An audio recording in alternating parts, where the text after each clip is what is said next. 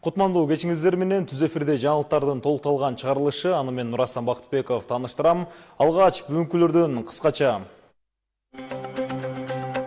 Аймактарды колдоо максатында президенттин турукташтыруу фонду каражат бөлүп жатат. Анын натыйжасында Талас облусунда быйыл 28 чакырым жол оңдолот.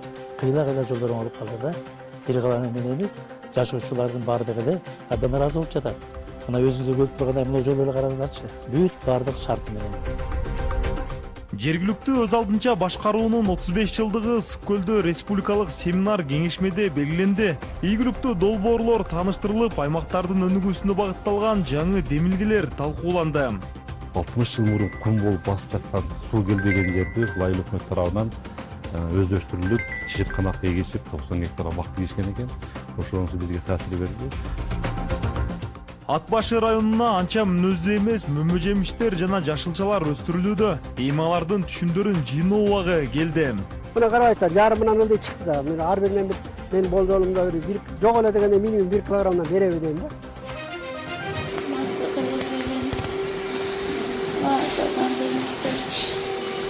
Кыйналып атам. Мен жашагым келип атат. Жарым жашоомду болсо да жашагым келип атат. Жакшынакай жашап келип атат. Ар бир күнү кыйнала берип чарчап өз жашымда түгөндө уже ыйлай берипчи. Бул эжебиз узак убакыттан бери ушинтип кыйналып диализ аппаратта жаткан учуру. Аллах ыраазычылыгы үчүн ушул эжекебиз дагы чет өлкөгө чыгып, ушул бөйрөгүн операция кылдырып, пересадка кылдыруу үчүн чоң суммада каражат керек экен. Ушул реквизиттерге колуңуздардан келгенче салымыңыздарды кошуп кетиңиздерчи. Аллахым шифа берип, ушул эжекебиз дагы бутуна туруп, балдарынын пешенесине бар болсун. Реквизиттер калтырганбыз туугандар. Баяман деп чыгат, Эмбанк, ушундай да Сбербанк Бактияр А деп чыгат. Колдон келген жардамыңыздарды ушул реквизиттерге салып, туугандар таратып кетиңиздер видеону дагы. Жакын ортолукта ушул операцияга барыш керек экен. Ушул бөйрөгүнөн пересадка болуп операция болот. Азыркы учурда аябай кыйналып ушул аппаратта жаткан учуру. Адахан Кимсанбаевичтен ыймандуулугу жагат. Адахан Кимсанбаевич анча-мынча баягы биздеги саясий оюндар бар го, саясий мындай айтканда оюнчуктар, саясий саясатчылар. Ошо мүнөздөмө берип баягы өз позициясын өзгөртө бербейт. Эртең менен бир сүйлөсө, кечинде бир сүйлөбөгөн адам бир эле сөйлөйт, ошо сөзүнүн аягына чыгат, факты менен айтып берет. Адахан Кимсанбаев. Мен эми сырттан карап айтып атам да. Мен анан силер айтып отсаңар керек, Адахан Кимсанбаевдин фанаты ошону колдоп атасыңар. Мен Адахан Кимсанбаевди колдогон себеби айтып атпаймынбы? Адахан Кимсанбаевдин позициясы жагат мага. Бир позицияда кетет, анан колу булганга эмес туугандар. Колу булганга эмес дегеним бул коррупцияга аралашкан эмес. Историясын карап чыккыла. Историясына бир нерсе кийлешкен эмес. Мындай карап көрсөңчү. Азыр кимди бассаң эле, мисалы Садыр Нуркожоевдун интернетте жазсаң чыгат. Быдыр чыгып. 2 жолу соттолгондугу, түрмөдө отуруп чыкканы сразу эле чыгат.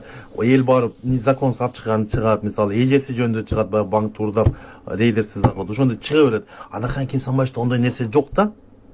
Адахан Кимсанбаев түз мээнети менен иштеген адам. Адал тамак кылган адам да. Анан бул биз азыр кыргыз эли мен билбейм калдым. Биз кичине баягы орустар айтканда кичине деградация болуп кетти атабызбы деп баягы кыргызча айтканда маңкурт болуп кетти атабыз деп ойлоп калдым да.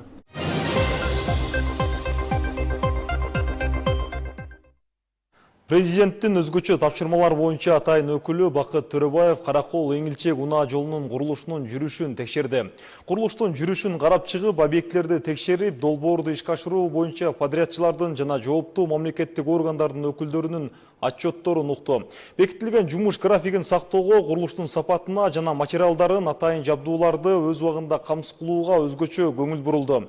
Каракол Эңилчек автожолу транспорттук инфраструктураны өнүктүрүү, алыскы калктуу конуштарга жетүүнү жакшыртуу жана Ысык көл аймагынын туристтик жана экономикалык потенциалын ачуу үчүн маанилүү экени белгиленди. Бакыт Төрөбаев подрядчыларга курулуш иштеринин жогорку сапатта жүргүзүлүшүн камсыз кылууну, курулуштарды өз мөөнөтүндө бүткөрүүнү тапшырды. Быйыл күзгө чейин Талас шаарында эски жолдор оңдолуп, заманбап абалга келтирилет. Аталган жумуштарга өлкө башчынын тапшырмасы менен 1 миллиард сомдон ашык суммада колдоо көрсөтүлгөн. Учурда облус борборунун негизги көчөлөрүнүн эски асфальт катмарлары сыйрылып, толук жаңыртылууда. Темага аймактык кабарчыбыз токтолот.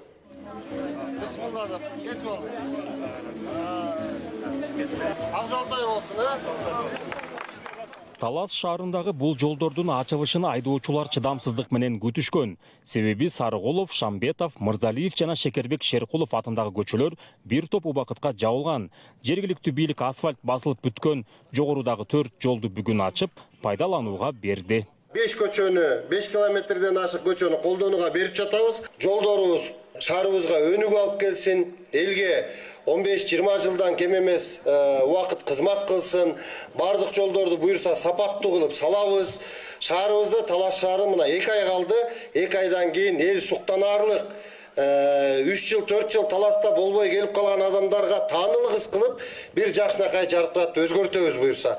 Аталган жолдор президенттин турукташтыруу фондунан бөлүнгөн каражатка жасалды. Шаар боюнча жалпы 28 чакырым жолду оңдоого акча бөлүнгөн. Мамлекет тарабынан жасалып жаткан жаңы шарттарды жергиликтүү калк кубануу менен кабыл алууда. Мына биздин Таласта Кудайга шүгүр, кыйла жолдор оңолуп калды да. Бир каланы мен эмес, жашоочулардын баардыгы эле абдан ыраазы болуп жатат. Мына өзүңүздөр көрүп тургандай мына жол эле караңыздарчы. Бүт баардык шарты менен. Жогорку бийликтерге да рахмат. Мына күндүн ысыгына да карабай, сууна деле карабай балдар жүрөт, иштеп жатат. Тийлерге чет мамлекеттен көргөн жолдор мына өстү да. Сонун жол. Азыркы тапта облус борборунда 11 көчө оңдолуп жатат. Жолдорго асфальтты 6 подряддык ишкана салууда. Эми ушул жолго төшөлүп аткан асфальттар бул ушу Талас шаар мэриясынын алдындагы жаңы абыз ачылган асфальт чыгаруу завод. Ошол жерден сатып алып атабыз. Асфальттын сапаты боюнча, битумдун сапаты боюнча шайкештик сертификаттарын берип атат. Биз ошолорго таянып жумуш жүргүзүп атабыз. Долбоорго ылайык жолдорго 2 катмарда асфальт төшөлүүдө.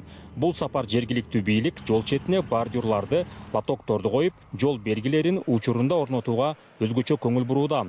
Алардын айтымында 28 чакырым жолдун баары быйыл күзгө чейин толук бүтөт. Biz 90 gün mönöt bergenmiz bardык подрядчыларга. Азыр бизде 2 ай дээрлик убакыт өтүп кетти, 1 айга жакын убактыбыз калды. Элдер дагы тынчсызданып күтүп жатышат. Чындап эле анча-мынча биздин жашоочуларга ыңгайсыздыктар жаралып жатат, аны моюнга алабыз. Бирок шаарыбыз чакан 30 километрге жакын жолду бүткөрүү да бизге оңойго турган жок. 1 айлык мөнөттө бардыгын толук бүткөрүп, ачканга колдон келишче аракет жасап жатабыз. Белгилей кетсек, облус боюнча жалпы 240 чакырымдан ашык жолду оңдоо пландалган. Жолдор асфальтталгандан кийин Таласта электробустар каттай баштайт. Нурсултан Курманбеков, Кайнар Ормонов, ЛТР, Талас облусу. Ал эми Бишкек Күнту Шопоков жолунда реконструкция уланууда. Аталган тилкенин жалпы узундугу 12,4 чакырымды түзөт. Бирлей кетсек, жол салуу өткөн жылы башталган. Азыркы тапта үстүнкү катмарды даярдоо жана инженердик коммуникацияларды жайгаштырылып жатат. Долбоорду август айынын аягына чейин бүткөрүү пландалууда. Кененирээк кабарчыбыздын материалында.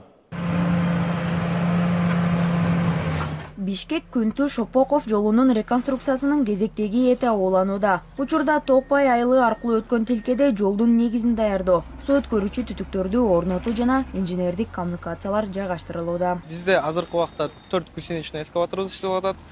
4 колесный экскаваторубуз бар. 20дан ашык чоң жүк ташуучу унааларыбыз бар. Алар күндүзгүсүн карьерден бизден бул жерге грунттарды ташышат. Күнүнө 500 метрдей жерге төгүп, уже төгүп, жайып, ошол жерге ошончо объем жумушу аткарылат. Бул жол тилкесинин узундугу 6 чакырым 700 метрди түзөт. Жол 21 метрге чейин кеңейтилип 4 тилкелүү болот. Калктуу конуштардын аймагында тротуарлар курулуп, жолго заманбап жарыктандыруу системасы орнотулат. Бул экинчи пусковой 2026 жылдын жаз айларынан башталган. Жаз айларынан бери багдарактарды кыюу жана коммуникациялар жылдыруу, ошондой эле жанагы кызыл сызыкка чыгып кеткен объектилерди жылдыруу боюнча жумуштар жүрдү. Азыркы учурда жолдун основаниясын, жер жумуштарын аткаруу жумуштары кызуу жүрүп атат. Кыйылган бактарактардын ордуна жаз айларынан баштап ордуна дагы 2 эсе көп өлчөмдөгү бактарактар орнотулат. Учурда жер астындагы 2 чакырымдан ашык аралыкка суу түтүктөрү тартылды. Кеңейтилип жаткан бөлүктөрдө топурактын абалы ар кандай болгондуктан айрым жерлерде кошумча бекемдөө талап кылынууда. Эски асфальтты бул жерден тазалап алганбыз. Бул жер обочина болчу. Биз бул жерди расчистка кылып, машина өткөнгө ылайыктап, бир слой грунт таштап, таптап койгонбуз. Азыр бул жакта трубаны коюш керек, ошон үчүн машиналарды бул жерге өткөзгөнбүз жүргөнгө. Эми ушундай пучинистый жерлер чыгып калганда, бул жерди биз казып алып, таш менен замена кылабыз. Жергиликтүү тургундар жолдун жаңыланып жатканына кубанычта, бирок айрымдары курулуштун созулуп кеткенин айтып, жолдун тезирээк бүтүшүн күтүп жатышат. Жакшы эле го дейм, жакшы темпте. Мурун өтө эле начар абалда болчу, азыр Кудайга шүгүр жакшы жасалып келатат. Көпчүлүк адамдарды кыйнап атат да, өзүңөр деле көрүп атасыңар, могу техникалар жүрүп атат. Ушуну суранабыз да, көзөмөлгө алып эртерээк бүтүрүп бергенге. Мурун деген эптеп эле болчу, кичике узкий эки башта тыңырап калдыңыз да. Жакшы. Буга чейин курулуш материалдарын жеткирүүдө жана асфальт даярдоодо айрым кыйынчылыктар болгон. Эми Кара Сакал айылынын аймагында асфальт бетон заводу ишке кирди. Бул реконструкциянын ыргагын тездетүүгө шарт түзөт. Азыркы учурда дробильный завод ишке кирейин деп атат. 1-2 күндө кирип калат. Асфальтный завод даяр. Асфальтный завод, дробильный завод карьердин жанында. Ал Кара Сакал айылынын үстүндө жайгашкан. Долбоорду август айынын аягына чейин аяктоо пландалууда. Белгилей кетсек, учурда Чүй облусунда 359 чакырымдан ашык жол оңдолуп жана жаңыланып жатат. Мындан тышкары Арашан Чуңкурчак жана Кант Тоолу багыттарында дагы реконструкция уланууда. Айсана Бакытбекова, Шамин Болотбек уулу, ЛТР, Чүй облусу. Кыргызстан аэропорттору ишканасы Осман Airlines авиакомпаниясынын Разаков шаарына багыт алган учагынын кайра Бишкекке кайтуу себебин түшүндүрдү. Маалыматка ылайык, учак асманга көтөрүлгөндөн көп өтпөй экипаж жабдуудагы техникалык мүчүлүштүктү аныктаган. Коопсуздук талаптарына ылайык учкучтар стандарттуу жол жоболорду аткарып, аба кемеси кайра Манас аэропортуна конду. Аэропорттун тиешелүү кызматтары алдын ала даярдык көрүп, бардык иштер белгиленген эрежелерге ылайык жүргүзүлгөнү маалымдалды. Эске салсак, бүгүн эртең менен Бишкектен Баткенге багыт алган учак кайра кайтып келип, конгондон кийин учуп конуу тилкесинен атайын техника менен сүйрөп чыгарылган.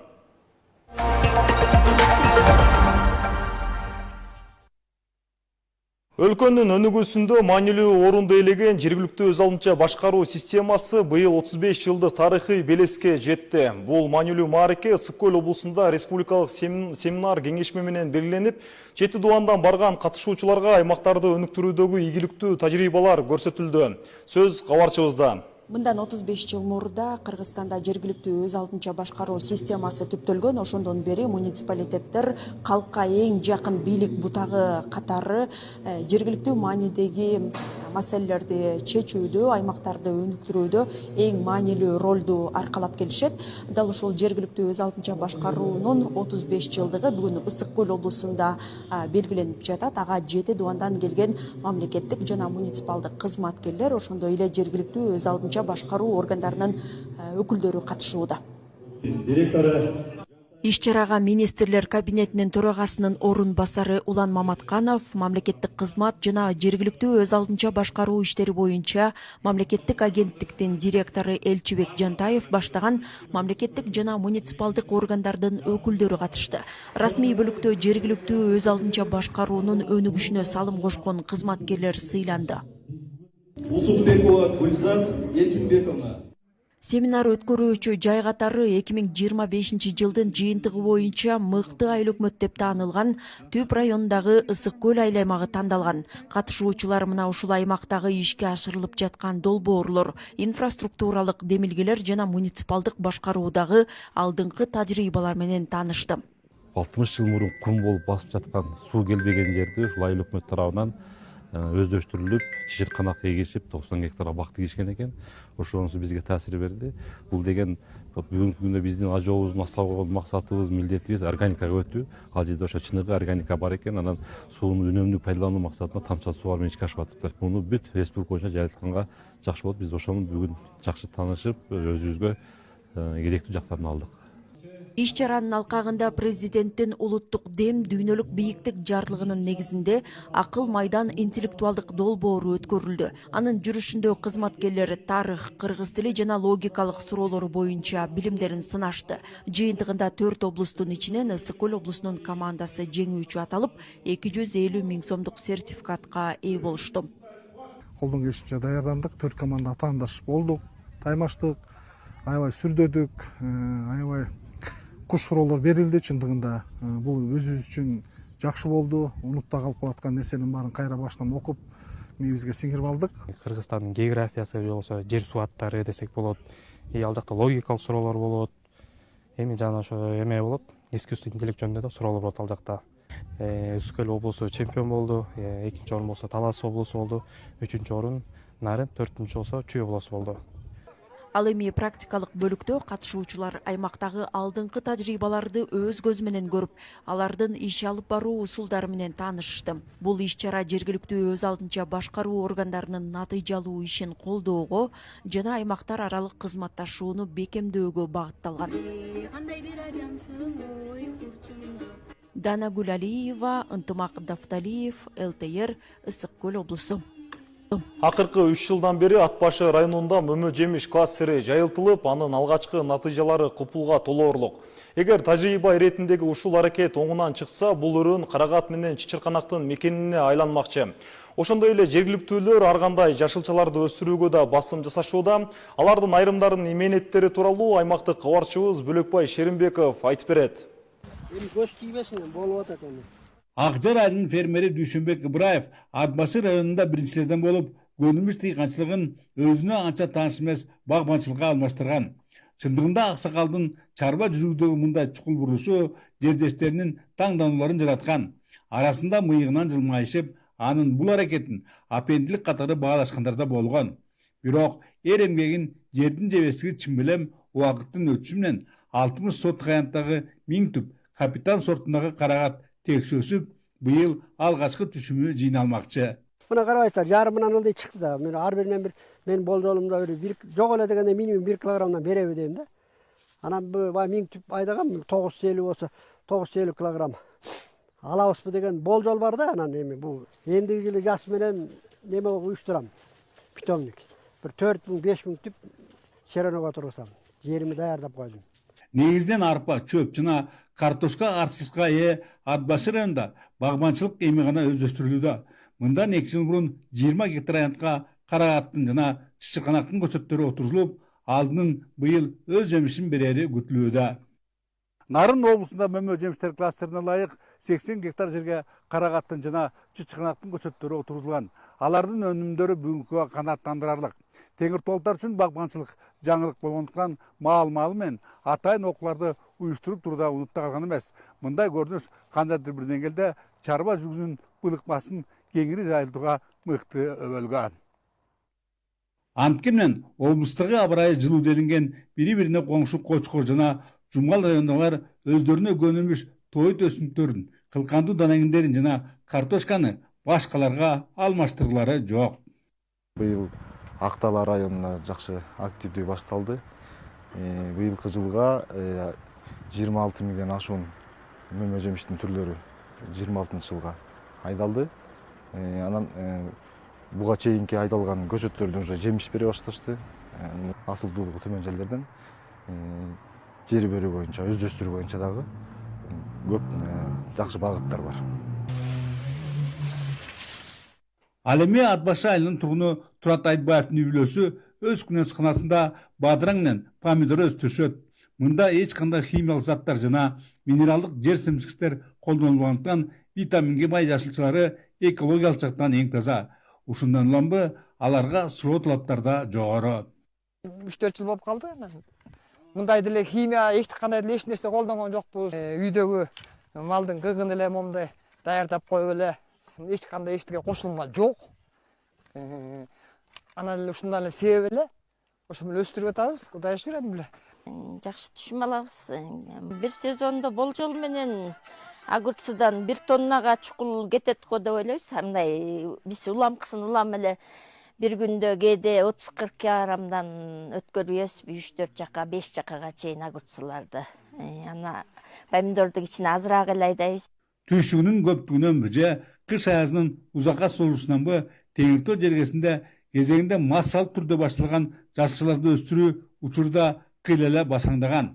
Антча да жогоруда өзүңүздөр багамдагандай мөмө жемиштерине кызыгуу чоң. Бөлөкбай Шеримбеков, Айдын Төлөбеков, ЛТР, Ат башы району. Министрлер кабинети суу ресурстарын пайдаланууну жакшыртуу боюнча 2035 жылга чейинки программаны ишке ашырууну пландап жатат. Айыл чарба министрлигинин маалыматына ылайык, алдыдагы 9 жылда бул тармакка 405 миллиардтан ашык сом бөлүү каралууда. Программанын негизги максаты суу жана жер ресурстарын пайдалануунун натыйжалуулугун кеминде 20%га жогорулатуу. Ошондой эле 190 миң гектар жаңы сууга чейин өздөштүрүү, 650 миң гектар аянтын суу менен камсыз болушун жакшыртуу жана 150 миң гектар жерге суу үнөмдөөчү технологияларды киргизүү пландалууда.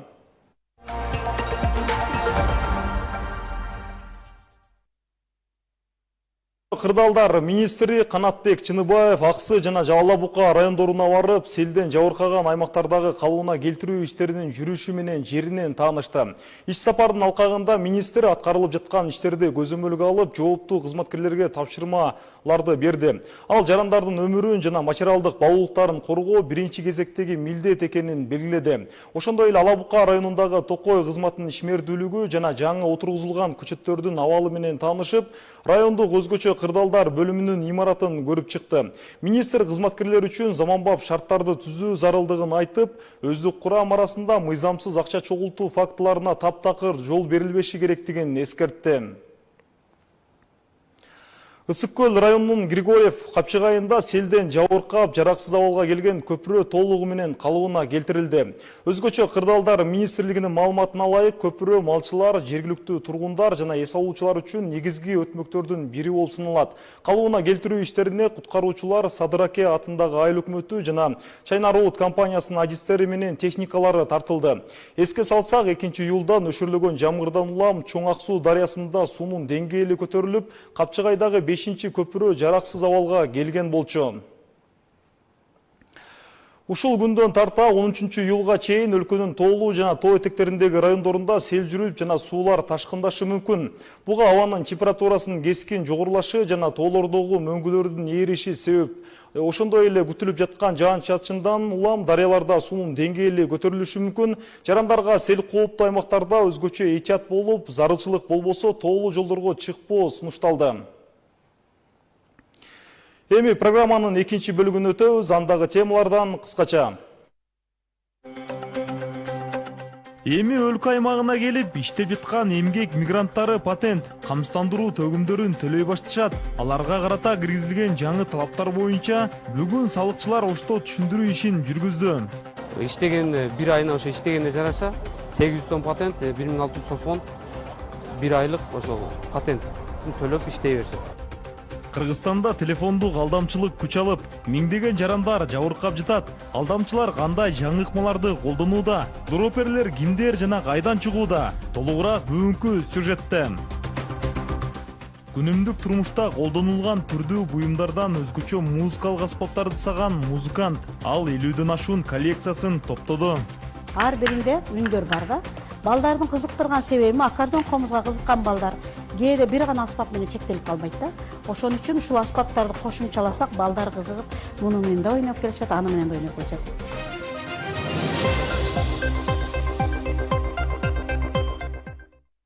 Мындан ары коңшу мамлекеттерден Кыргызстандын аймагына келип иштеп жаткан эмгек мигранттары патент, камсыздандыруу төгүмдөрүн төлөп башташат.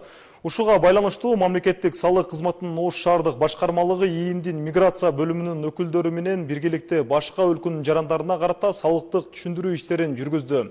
Кененирээк кийинки материалда. Кыргыз-Өзбек чек арасындагы достук чек ара бекетин кесип өткөндөрдүн саны ушул күндөрү суткасына 15-тен 20 миңге чейин жетүүдө. Басымдуусу иш издеп келгендер түзөтүшөт. Алар негизинен курулуштарда, базарларда жүк ташуучу, айрымдары мезгилдик айыл чарба жумуштарына иштешет. Ар жылы келип акча таап кетип жаткандардын бири Анжандык Юнус Алы. 3-4 жылдан бери Ошко келип, ар кандай тармакта иштеп, акча таап кетип жүрөм. Негизинен жайкысын иш көп, кээде кышкысында келип калам. Эми Юнус Алы сыяктуу коңшу өлкөлөрдөн келип иштеп жаткан жарандар Кыргызстандын мыйзамдарына ылайык мындан ары салык төлөп башташат. Бул үчүн эмгек мигранттары кайда кайрылып, кандай документтерди камсыздашы керектиги боюнча түшүндүрүү иштери жүрдү. Мына жерде мына көрүп атасыздар, визанын түрлөрү бар. Биздечи рабочий виза бар, сапар виза бар. Ана мына М деп жазылган этник виза. Бул виза неге гана? Бул этникалык кыргыз экен ал жактагычы, Өзбекстандагы. Бул жерге келип туугандарына гана жүрсө болот. Үйүндөчү. Иш кылып мынантип рюкзакты тагынып алып туруп бул жерге иш алып барса болбойт. Бул силерге мындай визаны берсе эле болду, биз иш алып бара беришибиз керек деген түшүнүктөн алыс болгула. Салык кызматына билдиргендей, патент визасыз режим учурунда алынат жана ал жеке адамдардын колунда иштөөгө гана уруксат берилет. Эмгек мигранттары патенттен сырткары камсыздандыруу төгүмдөрүн да төлөөгө милдеттүү дешет. Күнүнө 1,5 миң сомдон 2,5 миң сомго чейин акча иштеп Өзбекстанга өтүп кетти. Буларга өзүнчө салыктын түрү бар, патент. Айына 800 сомдон 800 сом патент, 1600 сом камсыздандыруу төгүмү соскон. Иштеген бир айына ошо иштегенде жараша 800 сом патент, 1600 соскон бир айлык ошол патенттин төлөп иштей беришет.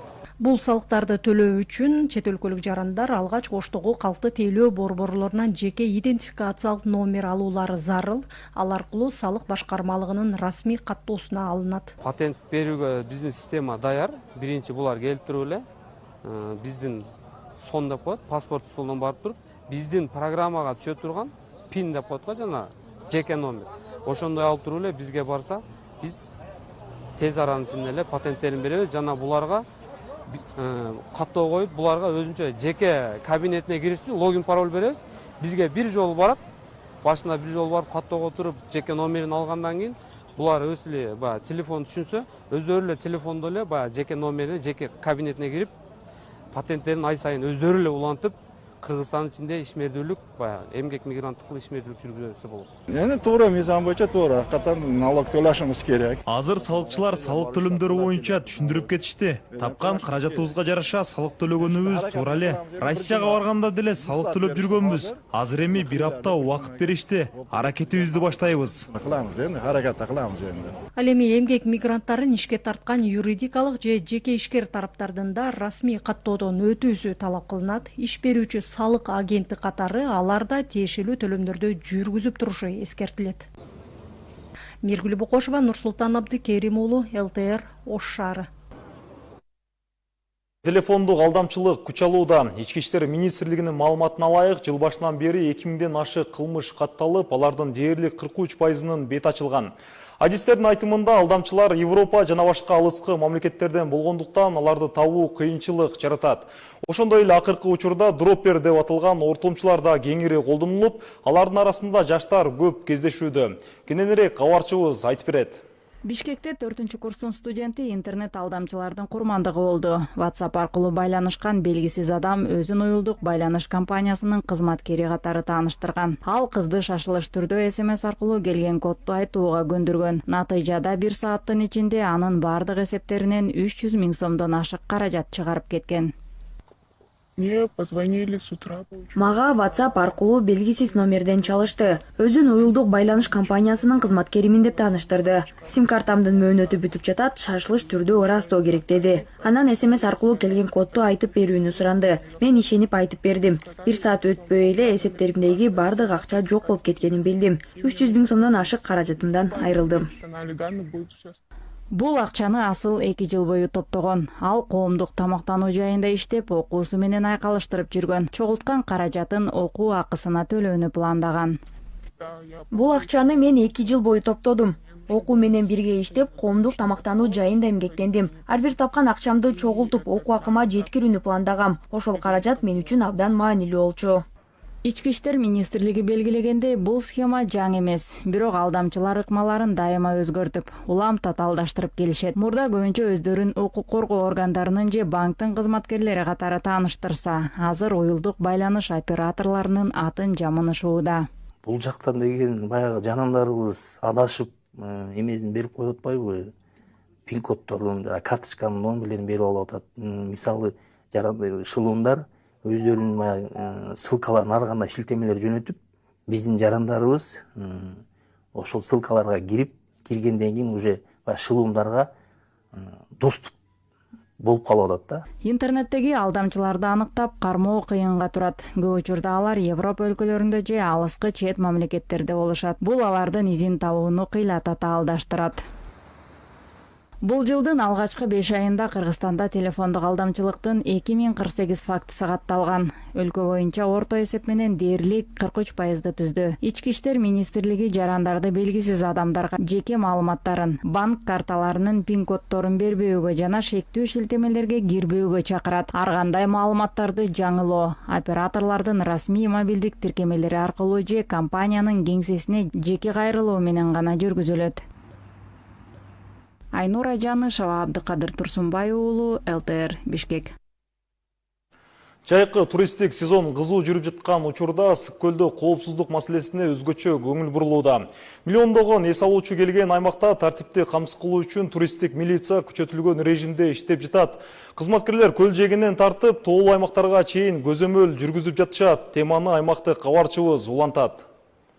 Жайкы аптап менен Ысык көл облусунда туристтик сезондагы кызыды. Эми облустагы эң башкы милдеттердин бири дал ушул жайкы сезонду коопсуз, эч кандай кырсыктарсыз өткөрүп алуу. Бул багытта облустагы туристтик милиция иш алып барууда. Алар көлдүн жээгин дагы, көлдүн үстүн дагы жана ошондой эле жетүүгө татаал аймактарда дагы кайгылуу жүргүзүп жатышат. Эс алуу жайларында коопсуздукту камсыз кылуу ар дайым эле оңой боло бербейт. Айрыкча татаал аймактарда көзөмөл жүргүзүү үчүн быйыл атчан милициялар взводу түзүлгөн. Саламатсызбы? Милициянын улук сержант Жеңишбеков. Сакча салып атасызбы? Унаа менен өтсөк болобу? Көл жээк жака баш керекпи? Бул жака унаа менен өтө албайсыз. Унааны бул жака токтотуп коюп, ары жөө барып эс аласыз. Унаасы менен көл жээгине жетүүгө аракет кылган эс алуучуга жол көрсөтүп жаткан Барчынбек Жеңишбеков. Ал атчан милициялар взводунун курамында жээгти кыдырып, жетүүгө кыйын аймактарды көзөмөлдөйт. Негизги максат эс алуучулардын коопсуздугун камсыз кылуу, тартипти сактоо жана мыйзамсыз аракеттердин алдын алуу. Бул аттын аты 92. Бул ат мага көнгөн. Мен атка көнгөм. Эртең менен келип жемин берип, чөбүн берип, сугарып алып кызматка минип чыгабыз. Жол көрсөтөбүз, жарандарга жардам беребиз. Ошондой эле могу токойдун арасынан адашып кеткен жарандар болот. Аларга жол көрсөтүп, унааларына жеткирип коебуз. Ал арада башка тартип сакчылары электр мотоциклдер менен көл жээгиндеги эл көп чогулган тилкелерди коопсуздукту камсыздап жатышат. Ыңгайлуу жана өтүмдүү бул техника кызматкерлерге татаал жолдорду тез аралап, тартип бузуулардын дароо алдын алууга шарт түзүүдө. Кичинекей балдарды жакшы карагыла, могул жерлер, терең жерлер бар. Жилетиң жок экен, бери чык. О, жилетиң ки. Көзөмөл күчөтүлүп, эскертүүлөр берилип жатканына карабай, ментип коопсуздук кемселин кийбей суу транспортун колдонгондор дагы эле кездешет. Мындай кайдыгер мамиле кайгылуу аякташы мүмкүн экенин эскерткен тартип сакчылары эс алуучулар жана ижарага берүүчүлөр менен түшүндүрүү иштерин үзгүлтүксүз жүргүзүп жатышат. Сууга чөгүп кеткен да учурлар болот, балдарын жоготкон да учурлар болот. Ошол нерсени болтурбаш үчүн биз ушундай пляждардын жээктеринде кыдырып, адамдардын эс алып аткандарын байкоо жүргүзүп, кыдырып кызмат кылабыз. Мы заметили, что сейчас очень много патрульных. Патрулдук кызматкерлердин көзөмөлү күчтүү экен. Жөө жана мотоцикл менен дайыма кайгуул жүргүзүп, эс алуучуларга жардам берип жатышат. Кайсы бир жерди таппай калсак да багыт көрсөтүштү. Бул жерде коопсуздукка жакшы көңүл бурулуп жатканын байкадык. все на высоком уровне. Миллиондогон эс алуучунун агымы коопсуздук маселесине көлөкө түшүрбөшү керек. Учурда туристтик милиция бир гана жээк тилкелеринде эмес, тоолуу аймактарда да кызмат өтөөдө. Алар жетүүгө кыйын болгон жерлерди көзөмөлдөө үчүн тоо таштуу аймактарда жүрүүгө ылайыкташкан квадроциклдерди жана эндуро мотоциклдерди колдонушууда. Негизги максат ар бир келген эс алуучу эс алуусун коопсуз өткөрүп, үйүнө аман эсен кайтып кетиши. Данагүл Алиева, Ынтымак Дафталиев, ЛТР, Ысык Көл облусу. Ысык Көл районунун Григорьевка, Кожояр, Семеновка жана Корумдуу айылдарынын аймагында жүргүзүлгөн кезектеги экологиялык рейдтин жүрүшүндө мыйзамсыз салынган 300 метрлик балык улоочу тор чыгарылды. Рейд жаратылыш ресурстары экология жана техникалык көзөмөл министрлигинин экологиялык жана техникалык көзөмөл кызматынын инспекторлору тарабынан уюштурулду. Мындан тышкары көл жегинен 30 килограммга жакын таштанды чыгарылды. Ошондой эле жергиликтүү тургундарга жана эс алуучуларга балык улоо эрежелерин сактоо, тыюу салынган торлорду колдонбоо жана жаратылышка аяр мамиле кылуу боюнча түшүндүрүү иштери жүргүзүлдү.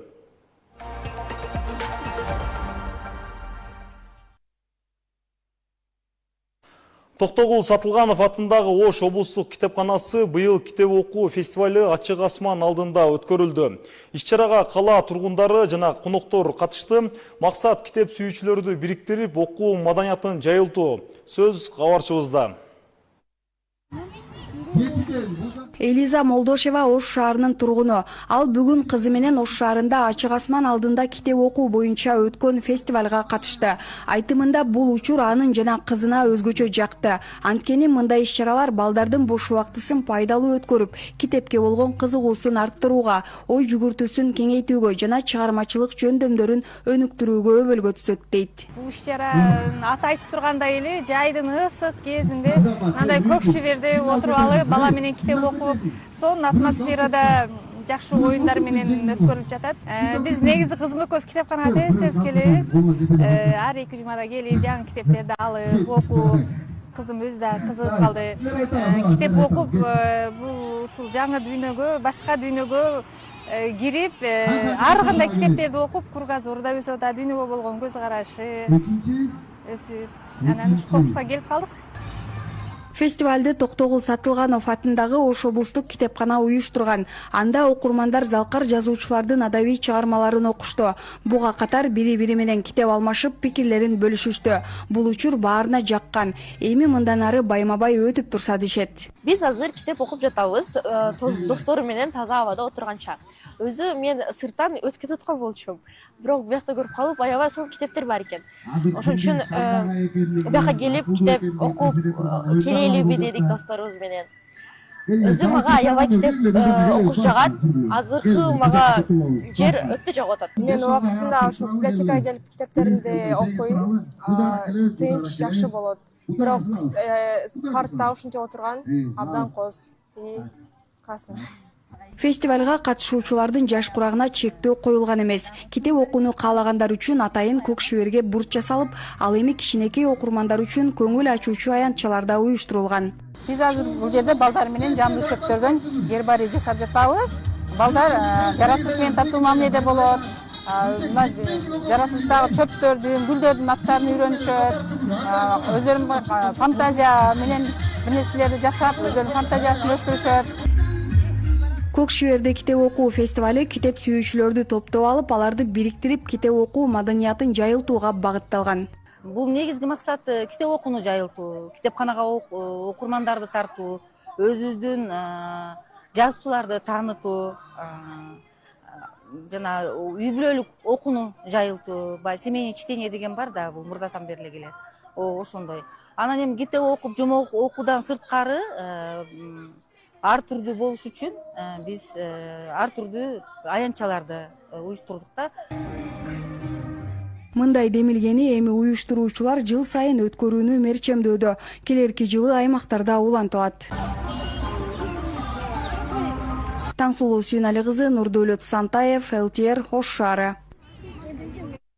Бишкекте кыргыз тили, география жана тарых сабактары боюнча жаңы окуу китептеринин мазмуну талкууланды. Аны Агартуу министрлиги менен окуу китеби мамлекеттик мекемеси уюштурду. Анда 12 жылдык билим берүү системасына ылайык жаңы окуу китептерин даярдоо жана окуу программаларын жаңылоо маселелери каралды. Талкууга мамлекеттик органдардын өкүлдөрү, окумуштуулар, мугалимдер, эксперттер жана атылган китептердин авторлору катышты. Жыйында мамлекеттик тилди өнүктүрүү, улуттук баалуулуктарды окуу китептеринде чагылдыруу, тарых жана география сабактарынын мазмунун жаңылоо, ошондой эле окуу китептеринин сапатын жакшыртуу тууралуу пикирлер айтылды. Мындан тышкары окуучулардын билимди турмушта колдонуу жөндөмүн өнүктүргөн, заман талабына жооп берген жаңы китептерди даярдоо боюнча сунуштар каралды. Өзгөчө болуш керек. Анткени сиздер билесиздер, мамлекеттин белгиси эмне дегенде анын жери болуш керек, анын калкы болуш керек, анын тили болуш керек. Андан мамлекеттик символдар кетет. Бүгүнкү күндө биз 12 жылдык билим берүү системасына же болбосо дүйнөлүк билим берүү мейкиндигине кирдик. Алар бир жерден баарлашып кездешиши мүмкүн. Ал дүйнөлүк табигый такилимдер боюнча. Эмне үчүн? Адамдын түзүлүшү бүткүл дүйнөдө бирдей. Адамды дарылоо жана адамдын муктаждыктары, жашоо коопсуздугу бүткүл дүйнөдө бирдей муктаждыгы бар. Бирок бүткүл дүйнөлүк ири мамлекеттердин ичинен айырмалап турган өзгөчөлүгү бул тили, бул тарыхы, бул анын географиясы. Чыгармачылыкка кызыгуу жана изденүү адамды өзгөчө ийгиликтерге жетелейт. Кара Суу районунун Эркин айылындагы музыка мугалими Гүлпиза Абдрахманованын эмгеги мунун айкын мисалы. Ал окуучуларга музыкалык билим берүү менен бирге күнүмдүк турмушта колдонулган түрдүү буюмдардан өзгөчө музыкалык аспаптарды жасайт. Мындай көп кырдуу өнөр ээси тууралуу кабарчыбыз Таңсулуу Сүйнали кызы айтып берет. Бул кадимки эле биз ашканадан көрүп жүргөн кашык эмес, бул музыкалык аспап. Ал эми бул уйдун мүйүзү, бул дагы үн чыгаруучу аспаптардын катарына кирет. Мына ушундай ар кандай буюмдардан өзгөчө аспаптарды жасаган айымдын дүйнөсүнө саякат кылабыз.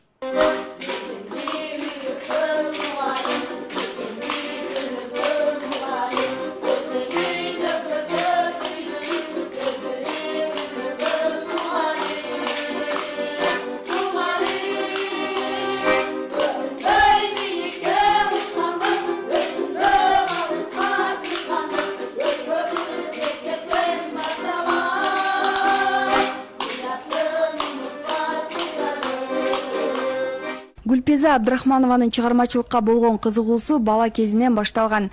Түрдүү мамлекеттик иш-чаралардын маданий бөлүктөрүндө катышып жүргөн. Учурда Кара Суу районундагы Садык Маматов атындагы мектепте музыка мугалими. Окуучуларга комуз, аккордеон жана башка музыкалык аспаптарда ойноону үйрөтөт. Мындан сырткары ар түрдүү буюмдардан музыкалык аспаптарды жасоого шыктуу. Ар биринде үндөр бар да. Балдардын кызыктырган себеби аккордеон комузга кызыккан балдар кээде бир гана аспап менен чектелип калбайт да. Ошон үчүн ушул аспаптарды кошумчаласак балдар кызыгып, муну менен да ойноп келишет, аны менен да ойноп келишет. Бул биздин кадимки эле тай туягыбыз. Тай туякты балдар ойногондо бир эле үндү таппайт, булдан 3 үн табылат экен. Себеби бул жаңгактан жасалган 3 кыл үн берет. Дагы бир элде жок аспабым бар. Буну көргөн эмесмин эч жерден, бирок бул жаңгактан жасалган. Өзү мына 3 тилдүү болгон менен аябай сонун тумук лебайырга салсаң сонун берет. Ал эми бул ашкабак биздин баягы un, туз, кадимки эле буюмдарыбызды бу жерде ачып туруп коюп, кыргыз үйдүн алдында мындай неменин алдына коюп бу колдонуп келишкен. Мына бага айтып аткан орустун ушул колдонуп аткандары. Мындан сырткары каарманыбыз териден жана кийизден буюмдарды жасайт. Саймачылык өнөрү да бар. Бул колумдагы көпчүк деп коебуз бизде, анан томпок деп айтышат, ар кимде ар кыл сөз айтылат. Биз буларды кадимки эле апалар сылган шырдактан чекелеринен калып кеткен болот да, ошолорду текке кетирбей атайын ушинтип жасап койгон. Бул да балдарга керек, айтышыбыз керек. Бул кол саймаларды көшөгө деп койчубуз да, мурун көшөгөлөр жаза. Азыр баарыбыз эле төшөк жасап атабыз, жер төшөктөрдү, бул саймаларды. Ал эми мына пөстөктөр деген, пөстөк азыр эч жерде колдонулбай калды. Негизинен бул илгери биз ушундай пөстөктөр отурганбыз. Койдун терисинен жасалган, ашатылып, жумшартылып, анан кийин мен муну балдарга атайын көргөзүш үчүн биз мурун төшөгү жок ушундай пөстөктөрдө отурганбыз деп атайын көргөзмө кылып жазып алгам. Түрдүү музыкалык аспаптарды жасоо анын хоббиси. Көзүнө көрүнгөн кооз буюмдарды жасагалап, күйгө келтирип салмайы бар. Киши кылса жыгачтан жасалган буюмдардын баардыгынан добуш чыгат. Ушул добуштарды чогултуп, балдар менен биргеликте балдардын үнүн өстүрүү менин максатым, балдарды кызыктыруу, ырдатуу, алар менен ушундай жакшылык жарчыларыбызда дагы ырдап чогуу барабыз. Азыркы учурда балдарыбыз менен, формаларыбыз менен, аспаптарыбыз менен барсак аябай таң калышат. Мынча аспапты каяктан алдың, кантиң деп. Бул менин не деп коет бизде, хоббим деп коебузбу? Ушундай чыгармачылыкта ошого кызыгып жыйнап жүрөм. Музыка сүйүүчүсүнүн иштеген мектебинде атайын бурчу бар. Мында колунан жасалган түрдүү музыкалык аспаптардын коллекциясын топтойт. Ушул тапта 50дөн ашуун түрү бар. Таңсулуу Сүйүнали кызы, Нурдөөлөт Сантаев, ЛТР Ош облусу.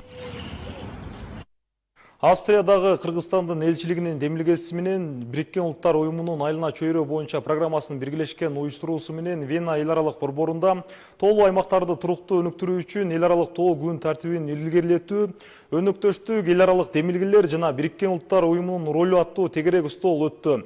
Иш-чарага президенттин тоолуу аймактарды өнүктүрүү аракеттердин 5 жылдыгын ишке ашыруу боюнча атайын өкүлү Динара Кемелова жана 27 мамлекеттин элчилери жана дипломатиялык өкүлдөрү катышты. Бул тегерек стол 2027 жылдын октябрь айында Бишкекте өтө турган 2-чи глобалдык тоо саммитинин алдында эл аралык өнөктөштүктү бекемдөөгө багытталган кезектеги практикалык кадам болуп саналат. Австрия тарап жана эл аралык уюмдардын өкүлдөрү Кыргызстан менен тоо экосистемаларын коргоо, биргелешкен долбоорлорду ишке ашыруу жана тажрыйба алмашуу багытындагы кызматташууну мындан ары да өнүктүрүүгө кызыктар экендиктерин билдиришти.